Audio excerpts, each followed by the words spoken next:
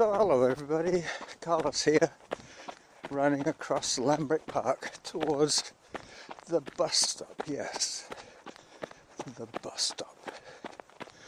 And no, I'm not on my way to work. Oh, my replacement appears to have replaced me. Isn't that good? I am now once again retired. Hello.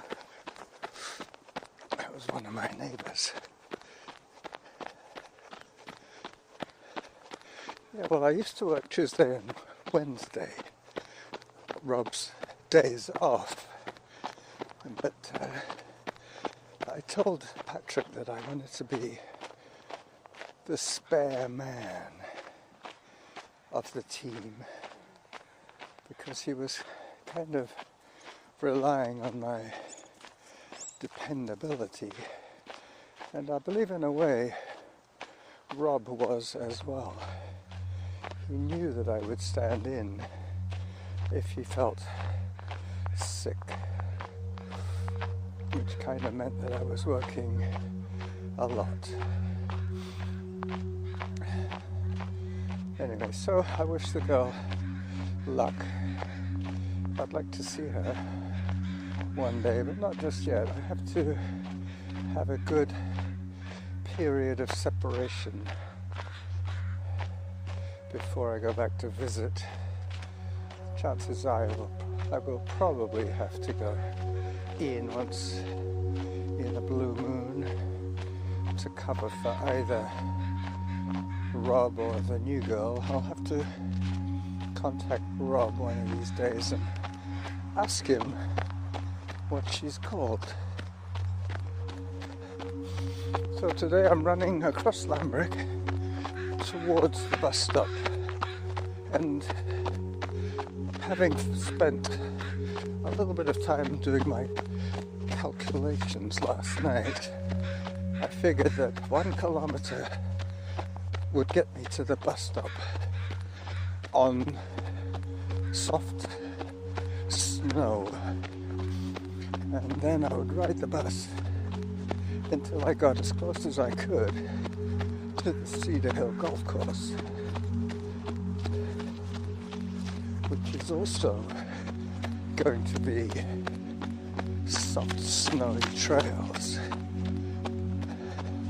The hardest part of this stuff is where the snow has melted and frozen again on the asphalt or pavement. Cars are the big culprit. They pack it down, and then the city spreads salt, which makes it melt. There are two ways of dealing with this bus stop business. Hi. One is to get to the bus stop and check when the next bus is due. This stop only gets serviced by the 27, so the next corner there are 2 buses that I could take, and it would take me about 4 minutes to run to the next bus stop, which would give me twice as many options. I'll ask them at the bus stop.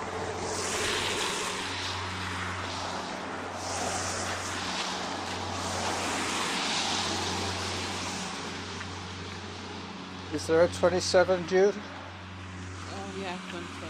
Quite soon, or is it going to be coming quite soon? Yeah. Okay.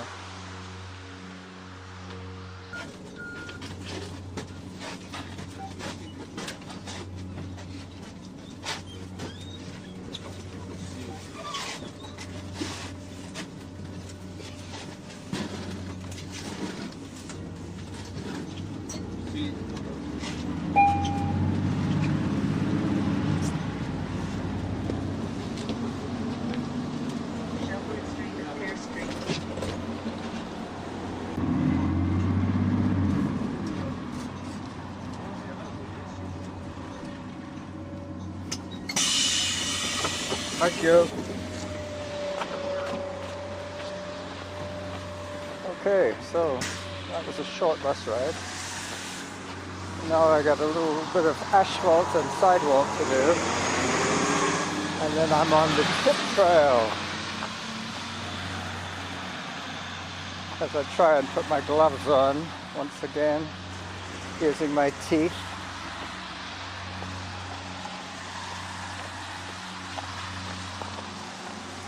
Well, yesterday I made a wonderful recording of my trip to feed the birds, but I recorded an extended video trailer, but when it came to transferring the audio file, I opened up iMovie for the sound, and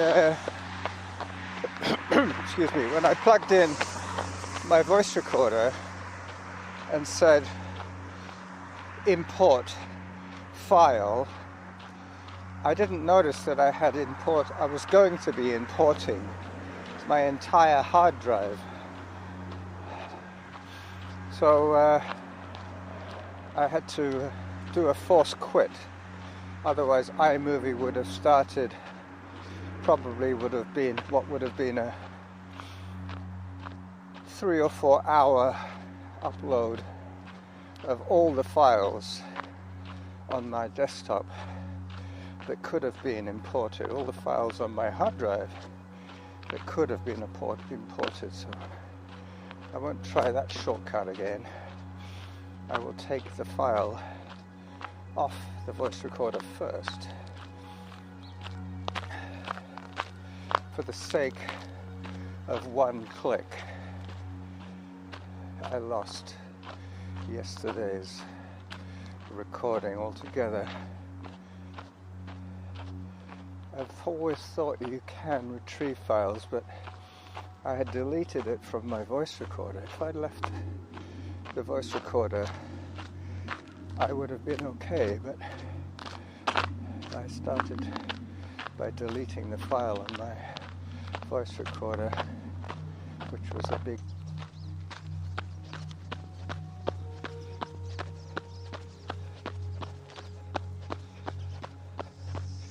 Glacier Place,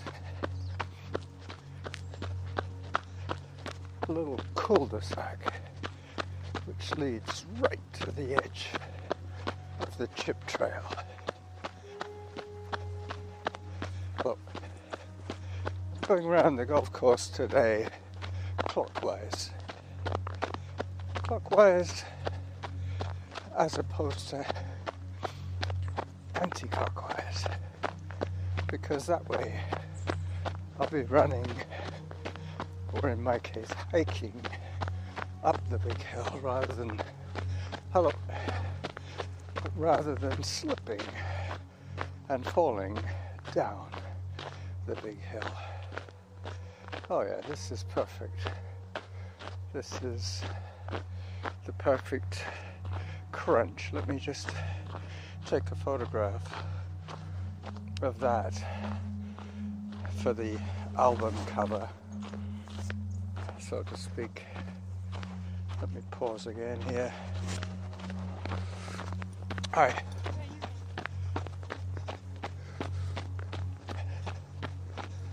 So this part of the trail is running just up to the clubhouse of the golf course,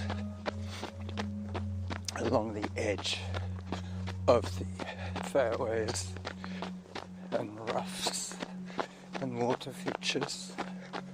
There is the big hill, which maybe I might see some people on toboggans. Toboggan is a native language word. I'm not sure if it's Innu or whether it's Plains Indian or Salish, but toboggan It's definitely not Anglo-European in origin.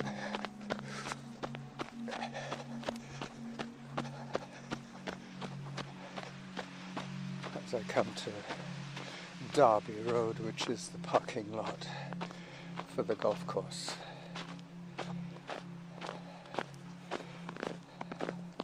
I'm keeping my gloves off for the moment because it's hard to get your gloves on when you've only got one hand working.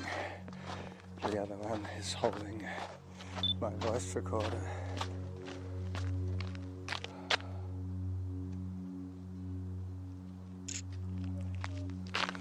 Okay. I will pause the audio in a few minutes, maybe in a minute.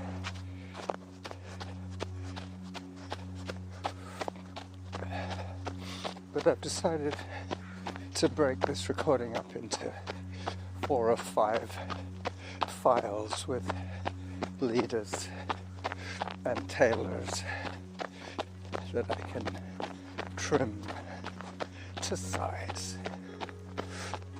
So I will have, by the end of the run, I'll probably have 6 sound files which I can use. This episode will have music somewhere.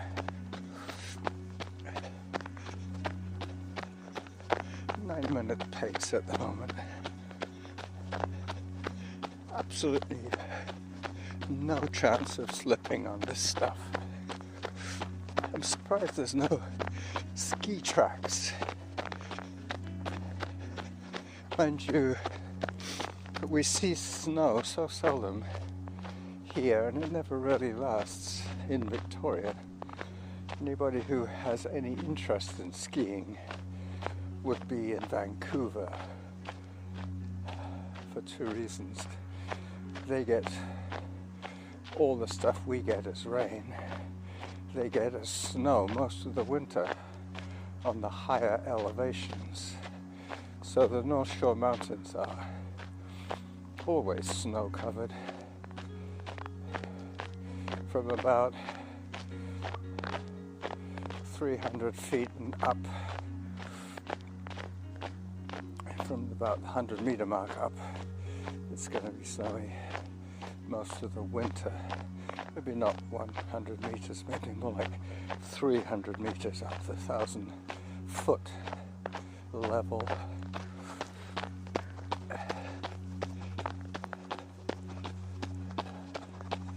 Hello. Charlie! Yeah, you! Charlie didn't like the look of me. Luckily, he was on a leash.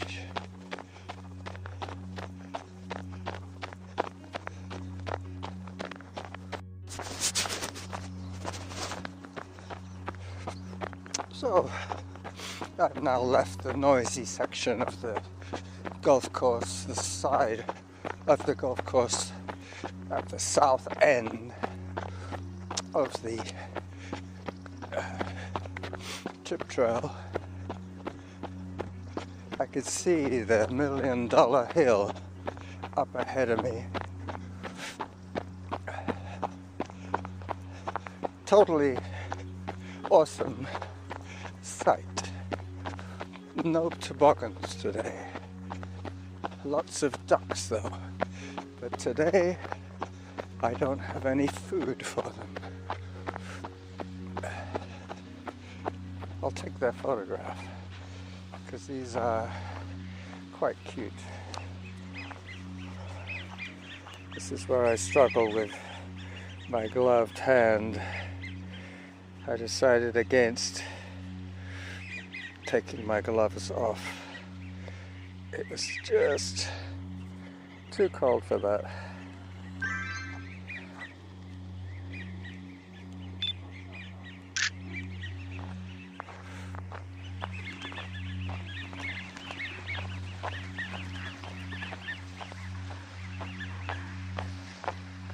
Workout resumed. You probably can hear the water feature.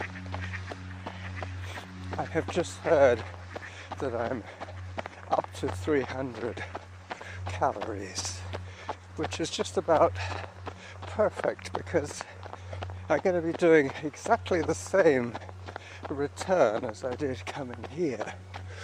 I'm going to wait for the bus, get off of it. Hi there. Good job. I'm going to be getting off the bus at Lambrick and then running the kilometre from the bus stop back to my fridge. At this time, when I upload, I'll be a little more careful. Excuse me. That was my porridge. Well, so far no sand on the trail. This is naturally gritty anyway.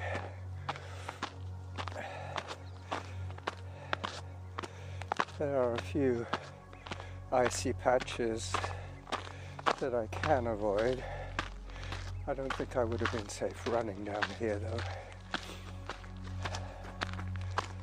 Hello Charlie. That was Charlie, the dog that barked. He took the shortcut across at Derby Road.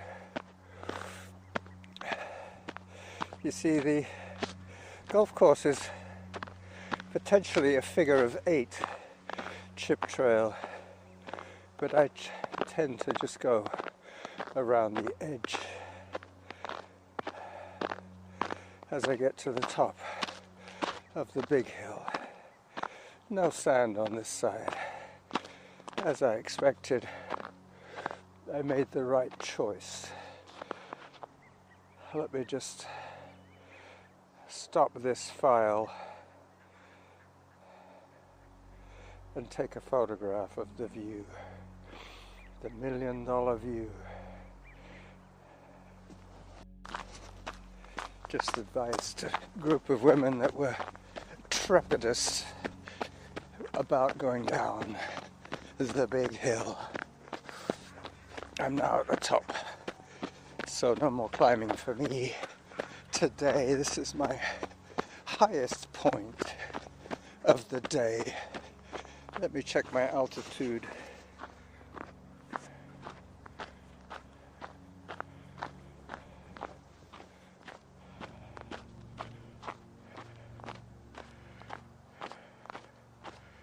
My altitude, he says, with a glove in his hand, in his teeth. Well, that's less than I thought. It said 48 meters above sea level, but I guess I must live up on top of a hill. It is called Gordon Head after all, implying a raised, domed topography.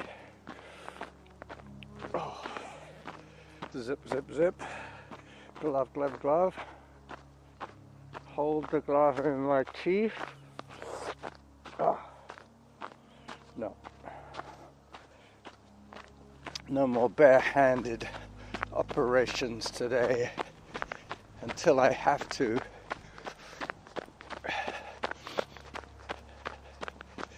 And that will be when I have to show my QR code for the bus reader. Everything is controlled by an app nowadays. I could even load my app.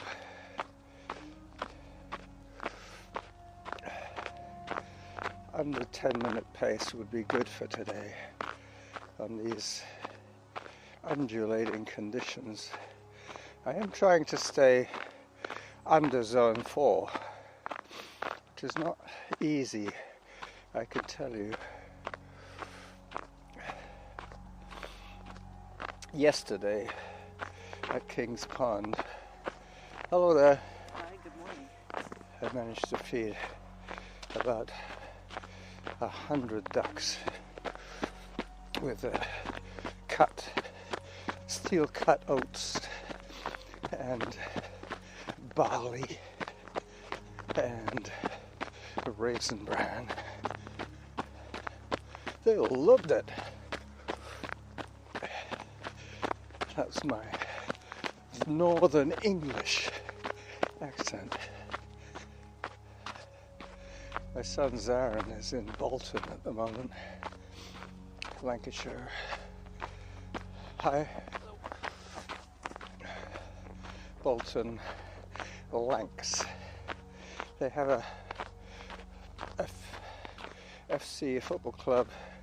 Bolton Wanderers is the name of the club. My son is enjoying his visit to his pal, Jack.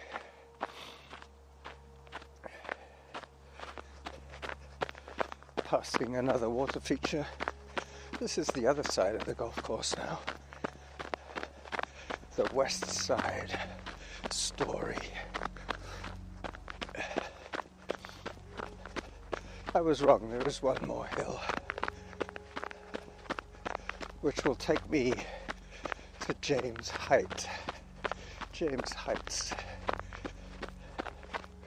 which is obviously the highest point on this circuit. I was mistaken.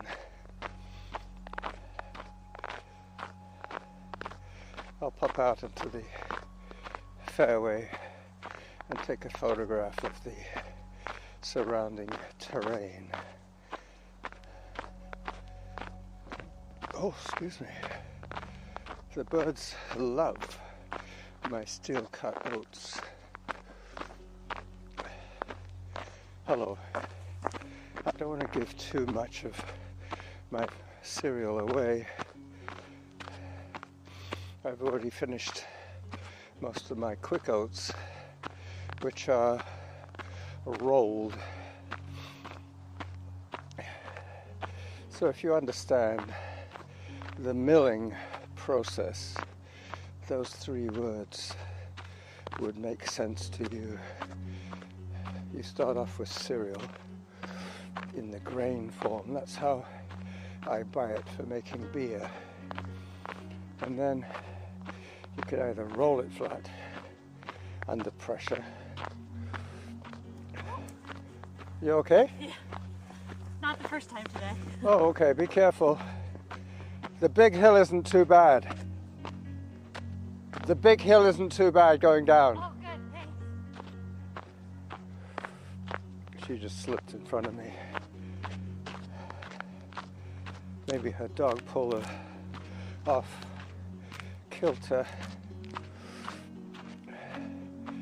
So this is James Heights. I think I will take my glove off for one last time to check the altitude reading. Okay, 69, that's more reasonable, so let's say 70 meters. That's 3 sevens, 210 feet. Hello. 210 feet. It's about 3 to 1 meters to feet. Other way around, Carlos. Feet to meters. As I put on my gloved hand again, I re-glove my hand. Using my teeth again. Alright, back to work. After all, it's all about the run. That's why I wasn't too worried about losing my audio yesterday, because I had a good run. Same today.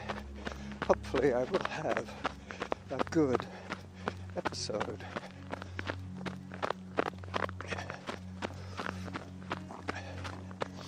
So we've talked about the rolled oats. Now the cut oats, they're the ones that you put through rollers with blades. So it cuts the barley into little pieces. The barley, the wheat, the rye, whatever grain you're putting through. As for the quick oats, I believe they're just rolled and maybe they're dried or steamed or something. No, I think it's just the actual thickness of the oat flake. So if you roll them very thin, they cook quicker than if you just squash them a bit. And obviously the finest texture would be ground oats or ground barley. That just slipped a bit there. I'm coming around to King's Pond, but I have to remember that this run will take me back to the bus, not home, because I already have explored that side of the operation yesterday, having just made my trip to King's Pond all the way on foot. Today I have jumped a whole section of road by hopping on the bus. But instead of being free running, it's cost me $5 today to go for a run.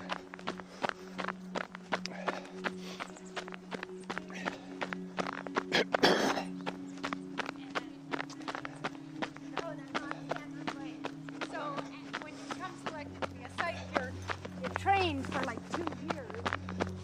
Zone 2. So I keep running until I hear Zone 3.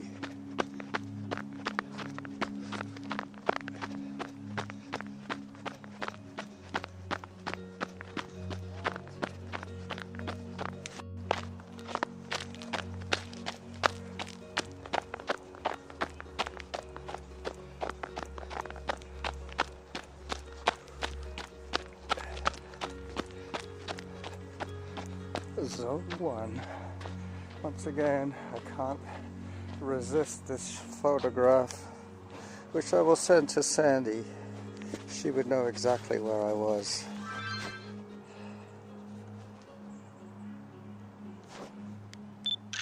Got it. I'm using my middle of the range camera today. I have one at, what is it? 3,200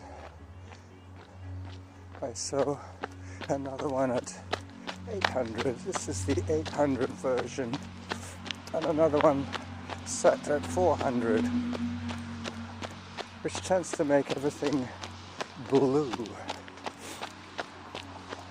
I should remember that in future now. If it's bright contrast, I can use the fastest camera that I have, and if it's overcast, I can use the middle range camera, and if it's low light, I can use the 400, which is the slowest, most pixelated of the cameras. The one that gives me the lowest resolution.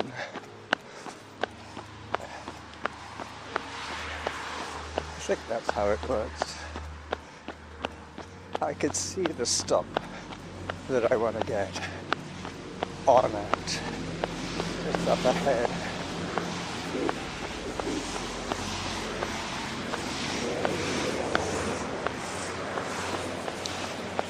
As I approach the end of my run,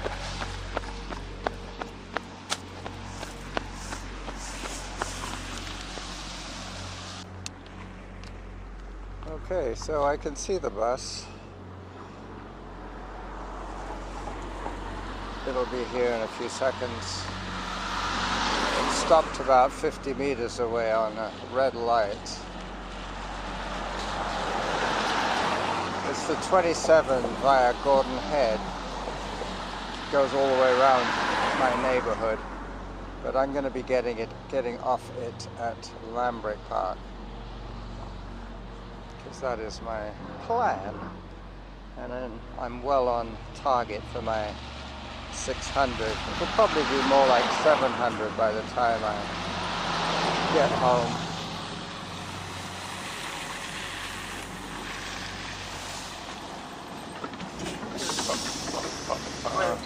Hello.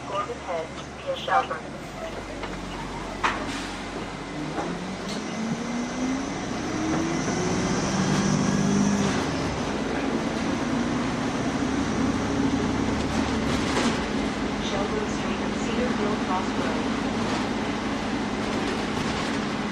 this is the running Jackal from the 27 bus saying bye-bye for now.